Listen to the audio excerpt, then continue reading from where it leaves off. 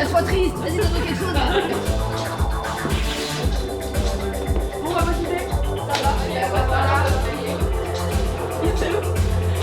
Ça vous embrasse. Voilà. Je vous embrasse. Allez, bisous. Ciao, ciao.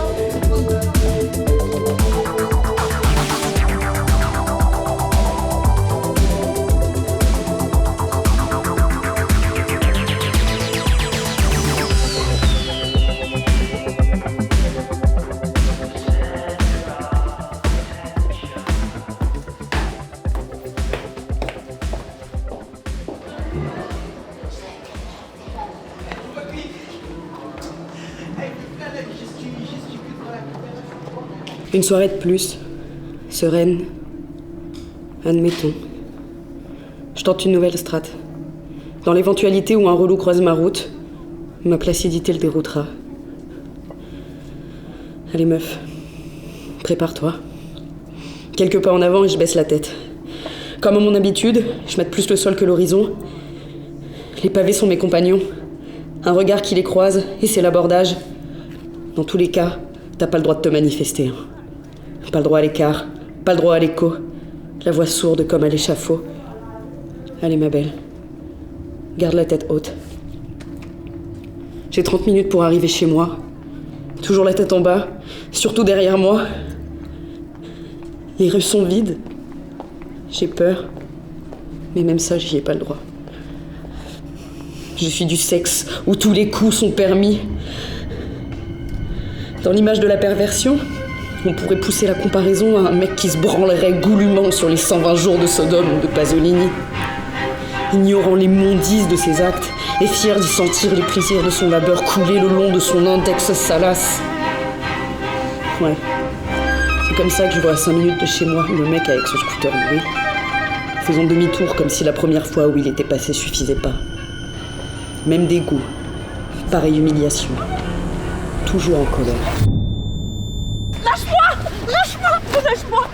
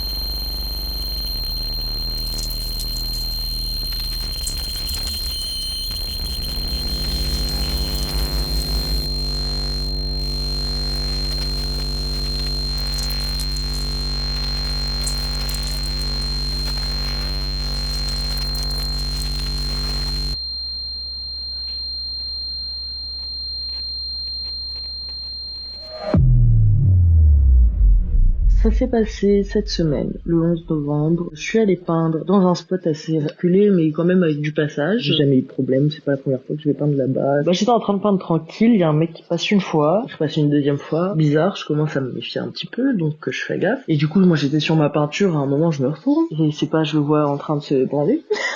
Je le regarde dans les yeux en me disant que peut-être ça le fera arrêter et qu'il partira. Non, du coup j'ai dû lui dire, tu joues à quoi mon gros? Il m'a dit quoi? Il m'a dit à rien. Non mais, à rien, bien sûr. Je lui ai dit dégage, genre dégage. Le mec a fini par partir. Dieu merci parce qu'il aurait pu rester et genre juste me taper sur la gueule. Mais voilà quoi, ça arrive encore et encore.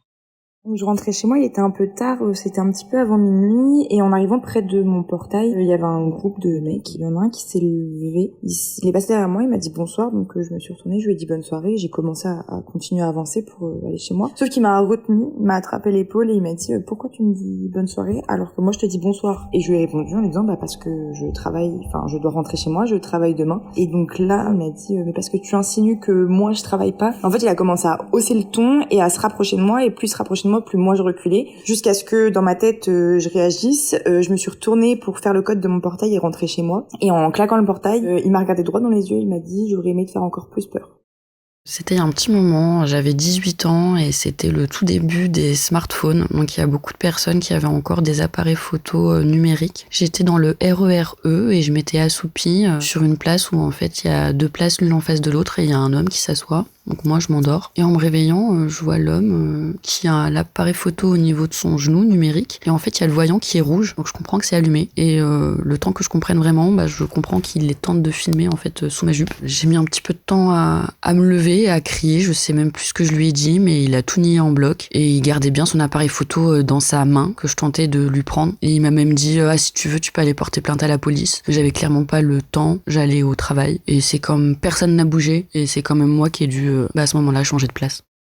J'avais 20-21 ans et j'étais rentrée justement dans des collectifs féministes. Avec des potes, on avait collé un message qui était appelé le 3919 en cas de violence. On faisait de la prévention, quoi. Et en fait, il y avait un homme, il avait pas vu ce qu'on faisait, mais juste il a vu que voilà, on était 4 filles, il était 21h. Et donc, il a commencé à nous menacer de nous violer et tout. Et puis, après un long moment, il est parti. Parce qu'en fait, le mec, il est revenu avec sa voiture. Il éteint ses phares avant d'arriver. Il monte sur le trottoir et il accélère. Donc, c'était prémédité. Et il nous écrase contre la barrière du pont. Moi, j'ai vu son visage. Je me suis retournée au dernier moment. Et j'ai vu la manière dont il nous a regardé et en fait son visage de haine, quoi. Le mec, on le connaissait pas. En fait, c'est comme si on n'avait pas le droit d'exister, en fait, qu'on ne méritait pas de vivre. Et moi, j'ai cru qu'on allait tous mourir à ce moment-là. Moi, je me suis retrouvée par terre, je voyais plus rien, j'entendais plus. Je voyais la voiture qui était remontée sur le trottoir et j'ai cru que c'était fini. En fait, heureusement, il s'est enfui. Après, moi, j'étais blessée. Bon, pas des blessures graves, on a eu vachement de chance parce qu'on n'est pas passé sous les roues, mais en fait, c'est super violent, quoi. Enfin, je suis tombée en dépression, ça m'a super choquée et après, j'avais peur des voitures dans la rue. Je pensais que toutes les voitures allaient m'agresser. Et après aussi, j'avais peur de la nuit. Je regardais tout le temps à quelle heure le soleil se levait et se couchait pour jamais être dehors à ces heures-là. Je voulais plus être à pied, quoi. J'étais tout le temps à vélo, même pour faire 3 minutes, parce qu'à vélo, on me faisait moins chier, quoi. Je traçais. À vélo, il m'est aussi arrivé des trucs. Il y a rien qui n'empêche, quoi, en fait. Il y a eu des mecs à vélo qui m'ont suivi, en trottinette électrique, en voiture, qui ont essayé de me percuter, de me faire peur, en scoot. Il y a aussi des mecs qui m'ont balancé leur ballon dans mes roues pour essayer de me faire tomber.